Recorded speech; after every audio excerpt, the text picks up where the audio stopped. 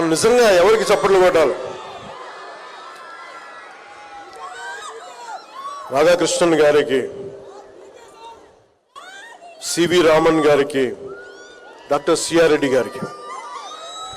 మనం హీరోలకి వీళ్ళకి చప్పట్లు కొడతాం, కానీ ఎవరి త్యాగాల మీద, ఎవరి వైజ్ఞానిక జ్ఞానంతో, ఎవరైతే మేధోశక్తితోటి దేశాన్ని నడిపిస్తారో నిజమైన నివాళులు కానీ, నిజమైన స్పందన కానీ వాళ్ళకే అర్పించాలి.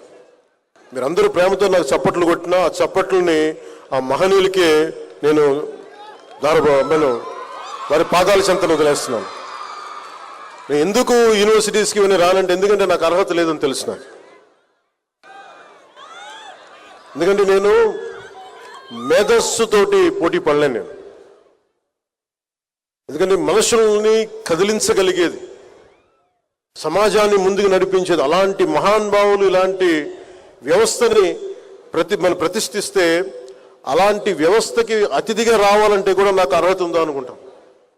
కానీ నాకు అర్హత ఉందా లేదా అని పక్కన పెడితే, మీరు ప్రేమతో పిలిచారు, అందుకుని వచ్చాను. మీరు నిష్పక్షపాతంగా నా మనసులో ఉన్న అభిప్రాయం చెప్పమంటే, ఇలాంటి విశ్వవిద్యాలయాలకు వచ్చి, అలాంటి మహానుభావులు నడిపిన విశ్వవిద్యాలయాలకు వచ్చి నేను ఇలాంటి చెప్పడం నిజంగా నాకు ఇష్టం లేదు. కానీ ప్రేమ అంటే ఒకసారి మీతో పంచుకుంటే ఇది తెలుస్తుంది మీకు. ఒకసారి నేను ఎందుకు చెప్పడానికి వచ్చానంటే, చప్పట్లు కొట్టాల్సింది నాకు కాదు, మహానుభావులు చప్పట్లు కొట్టాను చెప్పడానికైనా ఇలాంటి సందర్భాన్ని వాడుకోవచ్చని వచ్చాను. ఆంధ్ర విశ్వవిద్యాలయం శతాబ్ద కాలం ఈ ఆంధ్ర విశ్వకళా పరిషత్లో చదివిన ఎంతో మంది చరిత్రలో నిలిచారు. ఇదే విశ్వవిద్యాలయంలో విద్యాభ్యాసం చేసిన ఉపరాష్ట్రపతి గారు ఉన్నారు.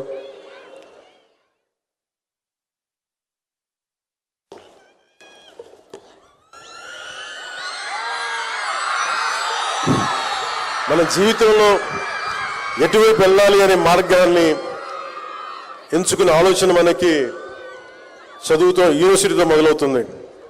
కానీ ఆ గమ్యాన్ని ఎలా చేరుకోవాలని మనం స్వశక్తితోనే మనం నిర్ణయించుకోవాలి. మీరు కేవలం ఈ విశ్వవిద్యాలయం విద్యార్థులు మాత్రమే కాదు, మీరు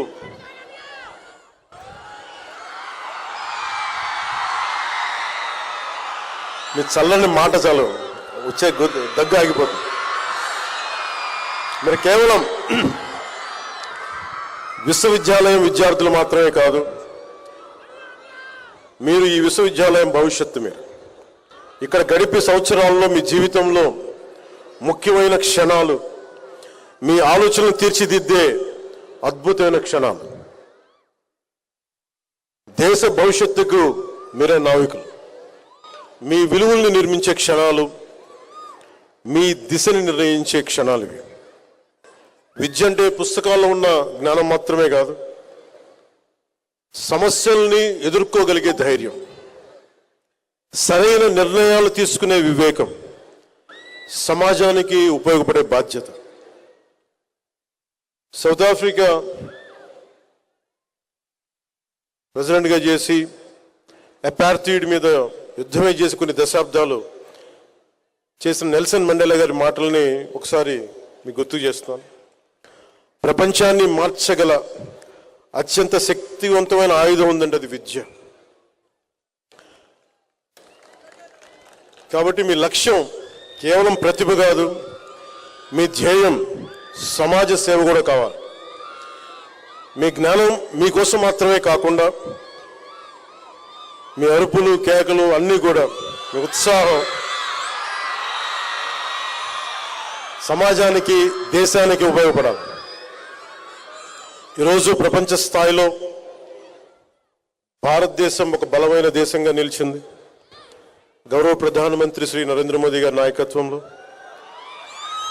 Atmanirbhar Bharat, make in India, Viksit Bharat 2047 వంటి కార్యక్రమాలు భారతదేశాన్ని స్వయం సమృద్ధి వైపు తీసుకెళ్తా ఉన్నాయి.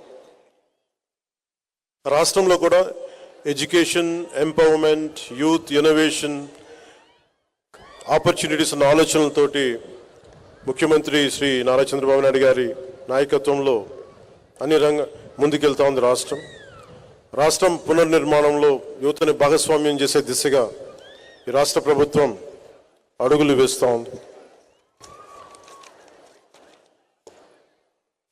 ఈ మార్పుని సాధించగలిగేవారు మన మధ్యలో నిలబడి ఉన్నవారు మీరే. మార్పు తీసుకొచ్చేది యువత మాత్రమే. దేశ భవిష్యత్తు, మన భవిష్యత్తుని పరిస్థితులు నిర్ణయించవు, మన ఆలోచనలు నిర్ణయిస్తాయి, మీ విలువలు నిర్ణయిస్తాయి, మీ చర్యలు నిర్ణయిస్తాయి.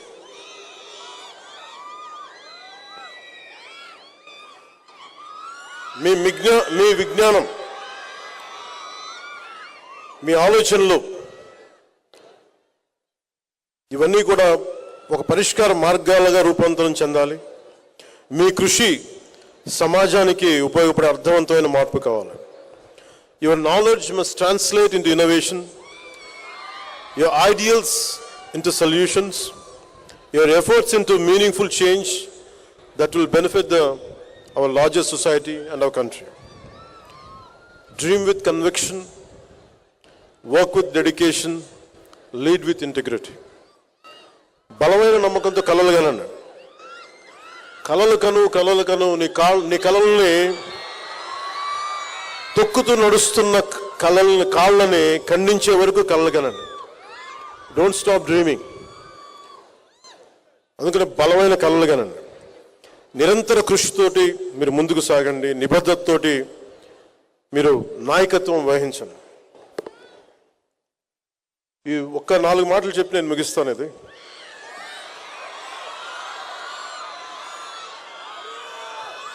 నేను పాలిటిక్స్కి నేను మెయిన్గా రావడానికి ఒకటి నన్ను తీసుకొచ్చింది, భావితరం. ఎందుకంటే చరిత్ర చదువుకుంటున్నప్పుడల్లా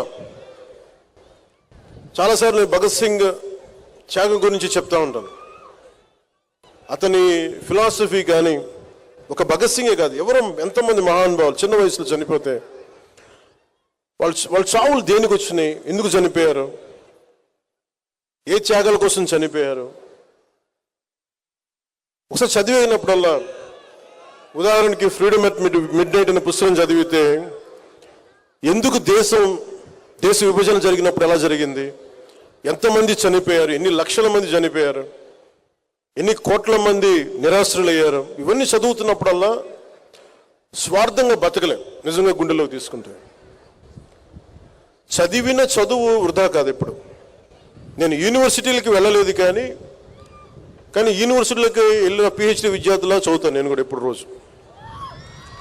అంటే నేను ఏం నమ్ముతానంటే పాపులారిటీ ఉండొచ్చు, కానీ పుస్తకాలని చదివి ఆ జ్ఞానాన్ని అనుభవ రూపంలో తీసుకొచ్చి అది ఒక విజ్డమ్గా మారకపోతే మటుకు మనకి లోతుపాతులు అర్థం కావు.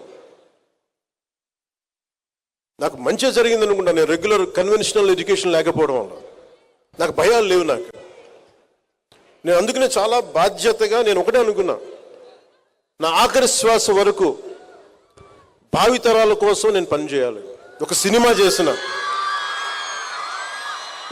చేసిన ఎందుకంటే నిన్న శృంగేరి మఠాధిపతి ఏదో స్పీచ్ చూస్తూ ఉన్నాను. నేను చూస్తూ ఉంటే ఆయన అన్నది, ఆయన మాటల్లోనే, ఏ మనిషి కూడా సంపూర్ణమైన వ్యక్తిత్వం మనకు సంపూర్ణంగా ఉండడు, మనకు నచ్చేలా ఉండడు. అంటే కంప్లీట్, అంటే 100% గుడ్ అనే పదం ఎక్కడ ఉండదు ఏ వ్యక్తిలో కూడా. కొన్ని మంచి గుణాలు ఉంటాయి, కొన్ని మనకి నచ్చని గుణాలు ఉంటాయి. ఆయన అన్నది ఏంటంటే,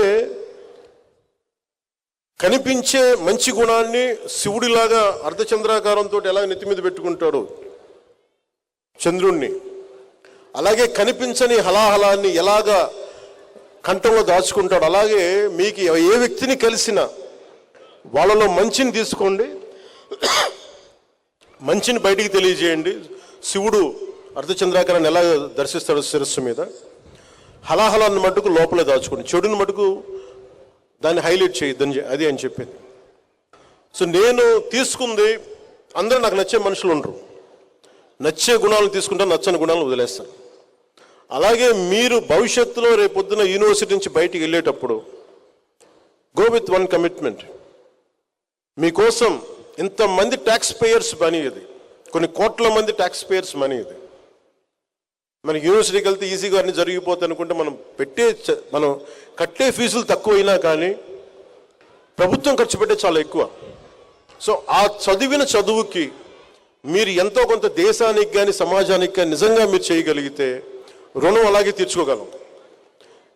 నాకు ఇంత అభిమానం ఇస్తే సినిమాల్లో నేను రుణం ఎలా తీర్చుకోగలిగానంటే, సమాజం భయంతో కూరుకుపోయి పిరికితనంతో అందరూ ముడుచుకుపోతే నేను వచ్చి నిలబడి ఇదే వైజాగ్లో దగ్గర నుంచి అన్ని రకాలు ఎందుకు నిలబడ్డానంటే, ఇది నా నేల, నా దేశం. నేను ఒకటే అనుకున్నా, నా చెల్లెళ్ళు భవిష్యత్తు ఇది, నా బిడ్డల భవిష్యత్తు ఇది అనుకున్నా, నా తమ్ముళ్ళ భవిష్యత్తు అనుకున్నా. ఓకే, నన్ను తిడతారు, ఇంకోటి చేస్తారు, కానీ గెలుస్తామో లేదో తెలీదు, ఓడిపోవచ్చు, ఓటమికే సిద్ధపడి నేను రాజకీయాల్లోకి వచ్చాను. అప్పుడే బలంగా పోటీ చేయగలను. మీరు అందరూ కూడా పొలిటికల్గా you have to have a say. రేపొద్దున పవన్ కళ్యాణ్ అనే వ్యక్తి సరిగ్గా లేకపోతే తీసి అలా పక్కన పడేయండి, హాట్ పొటాటో లాగా.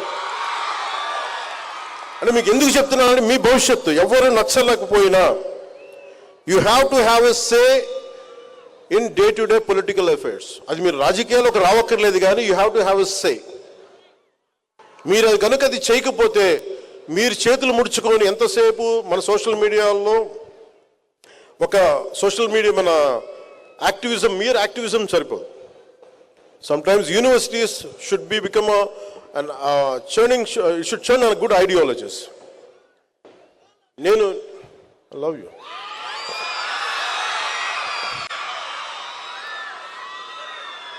అలాగే మీరు ఐడియాలజీస్ని ఎంబ్రేస్ చేసుకునేటప్పుడు మీకు నచ్చిన వ్యక్తి నాలాంటోడు చెప్పినా కానీ, లేదా ఒక కార్ల్ మార్క్స్ చెప్పినా కానీ, ఏ గొప్ప ఐడియాలజీ మీరు చెప్పినా కానీ, you put it to test.